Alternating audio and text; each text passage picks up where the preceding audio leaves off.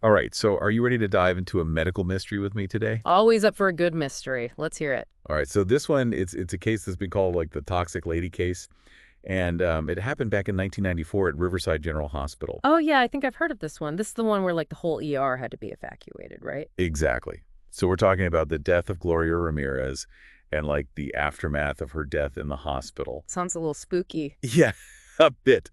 But we're actually going to be looking at this through a scientific lens. We've got this paper from Forensic Science International that tries to explain what happened using chemistry, believe it or not. Okay. So less X-Files, more like CSI with a chemistry twist. Yeah, exactly. So to really understand what's going on, we need to set the scene. It's February 19th, 1994. Gloria Ramirez. She was dealing with terminal cervical cancer, and she's rushed to the ER with all these symptoms like her heart's racing, trouble breathing. She'd been sick for days with like nausea and vomiting.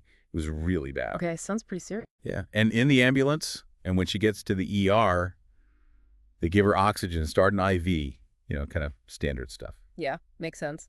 So where does the mystery come in? Well, this is where it gets weird. The hospital staff treating Ramirez, anyone who came into contact with her blood, they started experiencing these bizarre symptoms. Like what kind of symptoms? Like some of them fainted, others had trouble breathing, some had muscle spasm. It was all over the place. Wow, so it wasn't just like one or two people. This was like a widespread thing. Yeah, it got so bad that they had to evacuate the entire emergency room. Seriously, the whole ER. Yep, the whole thing. Yeah. Like you said earlier, like a scene out of a movie. Yeah. So this scientific paper we're looking at, it proposes that the cause of all this chaos might be a common solvent called dimethyl sulfoxide, DMSO. DMSO. Okay. I know that's sometimes used for pain relief. I think I've even seen it in some topical creams. Yeah, you're right.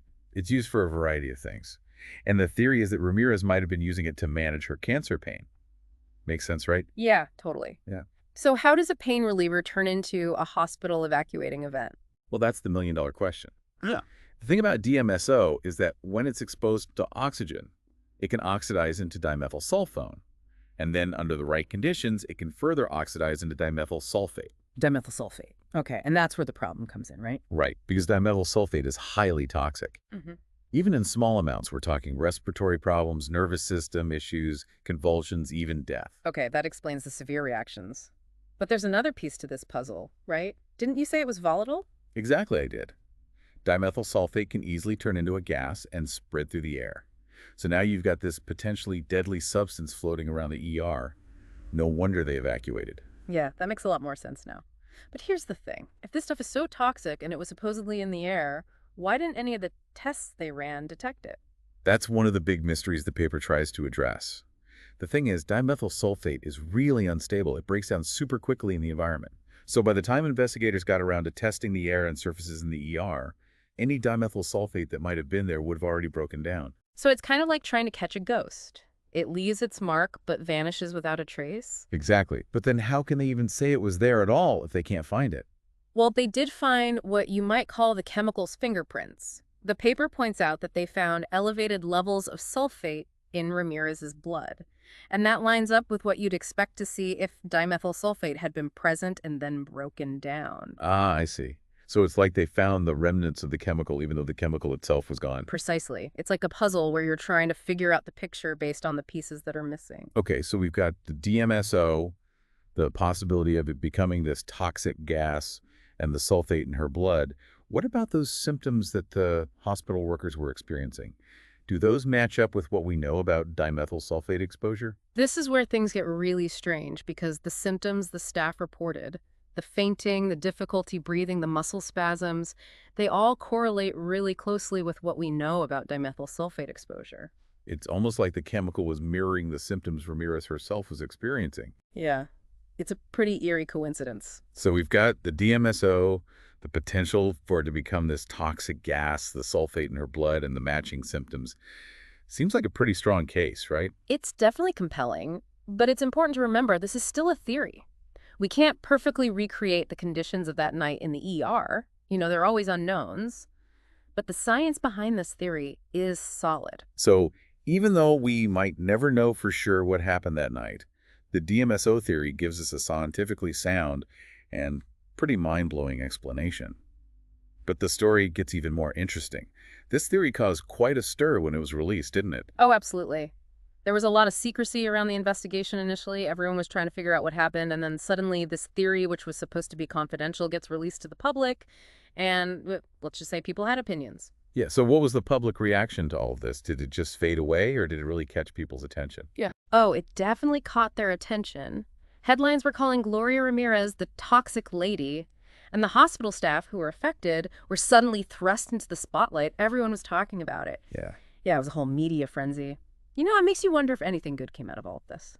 Did we learn anything from this whole toxic lady situation? Yeah, I mean, if something as seemingly harmless as DMSO could turn into, like, this toxic gas, are there other hidden dangers lurking in, like, everyday stuff? It really makes you think. You know, it highlights how important it is to understand how chemicals can react, even the ones we think are safe. It's like DMSO's this chill friend, you know, but under the wrong circumstances, they can turn a little unpredictable. I like that analogy. Yeah. So what else did we learn from all this? I mean, this case must really push the limits of forensic science, right? Absolutely. It forced investigators to consider possibilities they hadn't really thought of before. Like, they had to deal with the fact that the culprit, this dimethyl sulfate, might have completely vanished by the time they could test for it. So they had to be like chemical detectives piecing together clues from symptoms, blood tests, and whatever evidence they could find. Exactly. And, you know, it reminds us that even with all our technology and scientific advancements, there are still mysteries out there that we just can't fully explain. Right, and that sometimes we have to look for answers in the most unexpected places. But focusing only on the DMSO theory, we might miss some other interesting aspects of this story. Were there any other theories about what happened that night? Definitely. There are a lot of theories. Some were more out there than others. One theory that gained some traction was mass hysteria.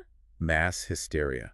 Interesting. So basically, people were saying the hospital staff just freaked out, Yeah. and that caused the symptoms. Yeah, the idea was that they were under so much pressure and the situation was so chaotic that they kind of had this collective psychological reaction. But how do you explain the severity and specificity of the symptoms? Some people collapsed, and the symptoms were so similar to dimethyl sulfate poisoning. Yeah, that's one of the problems with that theory. And then there were theories about some unknown contaminant in the hospital's air or water supply, maybe even a biohazard. But none of those really panned out. So it seems like the investigators really did their due diligence looking at every possibility. But in the end, that chemical explanation, the DMSO theory, seems to be the most plausible one. I'd agree. It's the one that makes the most sense scientifically. Yeah. But, you know, even the best scientific theories can change as new information comes to light. So we always have to be open to new evidence. That's the beauty of science, right? It's constantly evolving. Yeah. So where does that leave us with the Gloria Ramirez case? Are we any closer to actually solving it? I think we're closer to understanding it. We might never have all the answers, but the DMSO theory gives us a pretty convincing explanation. But it also reminds us about the power of chemistry and how interconnected everything in our world is. Yeah, it's a story that really makes you think. It makes you wonder how many other so-called unsolved mysteries might have scientific explanations waiting to be discovered. That's a fascinating thought. You know, all those unexplained phenomena, the strange events we often chalk up to the paranormal or supernatural. What if, just like in this case, there's a perfectly logical explanation? We just haven't figured it out yet. Yeah, it's a really intriguing thought. It makes you wonder, you know, how many other mysteries are out there just waiting to be solved? Yeah, like maybe there's some event that seems impossible, but actually has a simple explanation we just haven't considered yet. Exactly. In this case with Gloria Ramirez, it really shows how important it is to have people from different fields working together. You know, you had doctors, chemists, forensic scientists, all trying to figure out what happened. Yeah, it's like a reminder that the world doesn't fit into neat little boxes. Yeah. Everything's connected, and sometimes the most amazing discoveries happen when different fields overlap. Right. And who knows what other mysteries are out there waiting to be solved. Maybe something that seems completely baffling actually has a perfectly normal explanation, you know, based in chemistry or physics or biology. The key is to keep an open mind and never stop asking questions. Absolutely. So to everyone listening out there, the next time you come across something strange, something that just doesn't make sense, remember this case. Don't just assume there's no explanation. Yeah, dig a little deeper. Exactly. Yeah. Ask questions. Look for patterns. And you might just find that the answer has been there all along. You might even make a discovery that changes how we understand the world. Well, that's all the time we have for today's deep dive into the Gloria Ramirez case. It's been a fascinating look at forensic science and the power of chemistry, And a reminder that even the most ordinary things can have extraordinary consequences. and that there's always more to learn. Thanks for joining us. Until next time, keep exploring those mysteries. And keep asking questions.